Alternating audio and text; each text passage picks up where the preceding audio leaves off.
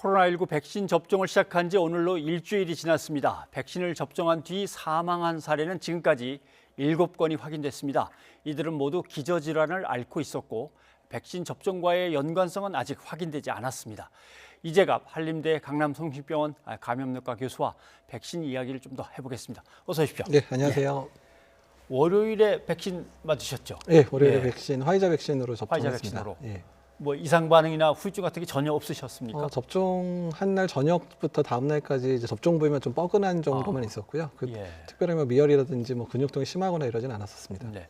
자, 파이자 백신 맞으셨다는 얘기를 하셨는데 파이자 백신이 정식 허가가 났다고 하는데 이 정식 허가의 의미가 뭔지, 그럼 앞으로 파이자 백신은 어떻게 들여와서 어떻게 진행되는 건지 좀 설명을 해주시죠. 예, 일단 정식 허가 같은 경우는 우리나라가 해서 직접 계약해서 수입되는 분에 대한 부분을 이제 허가를 하겠다는 얘기고요. 지금 의료진이 맡고 있는 거는 정식 수입 허가 전에 수입을 해야 되기 때문에 WHO의 허가를 바탕으로 해서 특례 수입으로 이제 됐었던 부분입니다. 그래서 앞으로 이제 지금 3월 말 또는 4월 초에 화이자 백신이 50만 도즈 정도가 국내에 먼저 들어오고 또 2분기 한 300만 도즈가 들어오길 예정인데 그 부분에 대한 허가가 된 부분이고, 일단은 국내에서는 mRNA 백신으로서는 최초로 이제 허가된 백신이라고 생각하시면 될 것 같습니다. 네.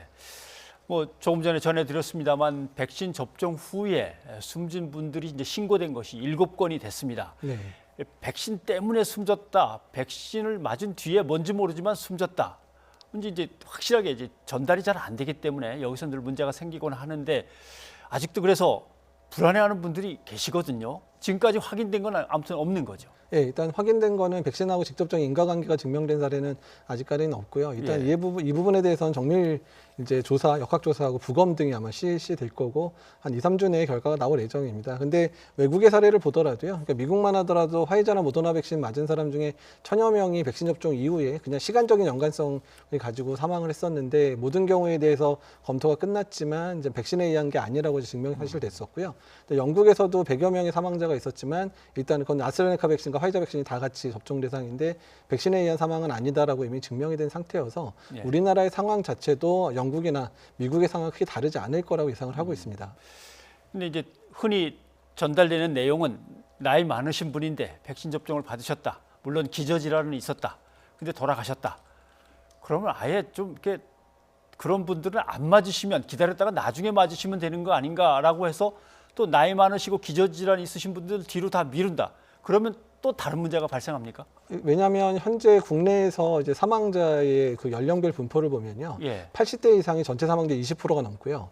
그다음 70대가 한 6에서 10% 정도 사망을 하고 있어서 고연령층에서 사망률이 높고, 또는 요양원하고 요양병원에 있는 기저질환이 많으신 분들, 65세 미만이라도 그런 분들의 사망률이 높게 나타나 있는데, 그분들이 접종을 미루게 된다 그러면 우리나라 만약에 뭐 4차 유행이 온다든지 아니면 요양원이나 요양병원에서 집단 발병이 일어날 경우에 가장 피해를 많이 보는 그룹들이 그 그룹들이거든요. 그래서 오히려 뭐 전 세계 모든 국가에서, 영국도 뭐 요양원의 분들 먼저 접종 시작했고, 미국도 의료진 접종하자마자 요양원에 있는 분들 먼저 접종을 했던 이유, 뭐 90세, 뭐 100세 이런 분들 다 접종하셨거든요. 그 이유는 그분들이 코로나에 걸릴 때 가장 취약한 부분들에서 제일 우선 접종을 했던 부분이고요.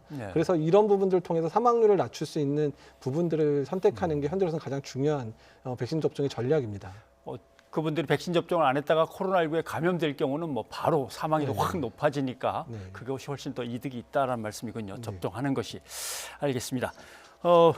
백신 접종으로 아무튼 이상 반응을 보이면서 신고한 건수들을 보면 한 1,600건 가까이 되는 것 같습니다.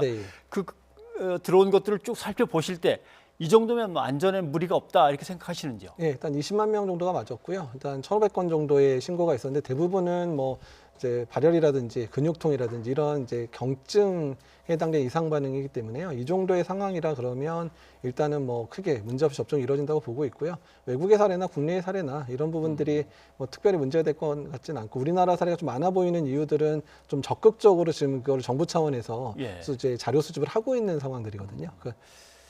알겠습니다. 지금 이제 아스트라제네카 백신과 이제 화이자 백신 두 가지를 이제 국내에서 접종하고 있는데, 아스트라제네카는 훨씬 더 많이 접종이 됐죠. 화이자 백신은 아직 조금밖에는 진행이 안 됐습니다만은, 그래서 그런지 사망자의 백신 종류를 보면 이제 아스트라제네카로 표기가 돼서 나오고, 그다음에 이상 반응을 보인 것도 아스트라제네카가 훨씬 많으니까 자꾸 아스트라제네카에 대한 불신이 커지는 것 같습니다.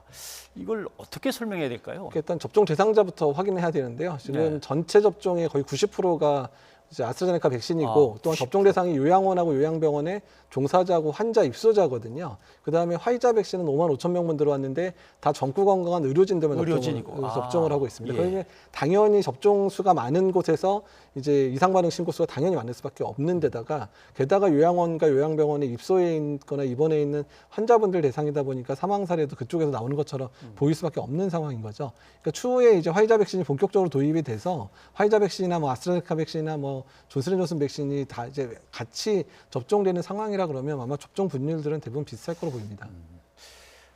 오늘도 이런 보도가 있었습니다. 한국이 백신 접종을 늦게 하지만 시작은 늦게 했지만 속도는 엄청나게 빠를 것이다 라고 콤마 찍고 그러나 한국이 제일 빠를까? 한국의 속도가 제일 빠를까? 근데 뭐 꼭 달리기 경주하는 것처럼 이렇게 표현해서 야, 언론들이 도대체 국민의 안전이나 생명 또는 방역에 대해서 어떤 이해를 하고 있나 이제 참 고민 많이 했습니다만 자리에 오신 김에 좀 언론 보도가 좀 이래야 되는데 좀 다시 한번 얘기를 좀 짚어주셨으면 좋겠습니다. 그러니까 지금 이제 외국에 나가 있는 언론인분, 한국계 언론인분들이 있으시잖아요. 그런 분들이 페이스북 통해서 주시는 얘기들을 들어보면 이상 반응 사례를 본인들은 미국에서 본 적이 없다. 실제로 그냥 종합적인 데이터가 나온 것들만 발표되지 뭐 누가 죽었네, 누가 어땠네라는 부분을 경쟁적으로 보도하는 거를 본 적도 그러니까 없다고 그러더라고요. 뭐 대전에서 한 명, 뭐 다시 뭐 부산에서 한 명 이런 식으로 보도하지 않는단 말씀이에요. 그러니까 그런 보도를 못 봐서 왜 우리나라만 그러느냐. 이제 이런 부분을 지적하시는 분들이 많은데요. 그러니까 전반적인 상황들이 그러니까 우리나라의 언론들이 이런 백신 접종에 대한 대규모 백신 접종 사례가 여러 번 있긴 있었지만 이런 팬데믹 상황에서의 언론적인 습성들, 그러니까 재난 상황은 빨리빨리 전파해야 돼라는 그런 습성들을 백신이라고 하는 어떤 과학적인 사실에도 자꾸 적용을 하고 또 어떤 데이터라든지 분석을 통해서 기사화 시켜야 되는데 그러지 않고 그냥 속보 형태의 보도에 익숙해진 형태로 보도를 하다 보니까 이런 식의 잘못된 보도들이거나 아니면 선정성 있는 보도들이 자꾸 나오는 부분들이거든요. 그래서 백신은 과학적으로 그리고 여러 전문가들의 의견 또 여러 데이터들을 바탕으로 해서 보도가 돼야 이런 좀 혼란들이 없어질까 생각이 듭니다. 네. 기자들은 맨 처음에 다 사건 기자부터 시작을 하고 사건에 익숙해져서 그런지 정책 보도나 어떤 분석 보도에 아직은 글쎄요 익숙하지 않아서 그런 건지 저희 좀 반성 좀 하면서 국민들도 해야 될 것 같습니다. 예, 이재학 교수님 오늘 고맙습니다. 네, 감사합니다.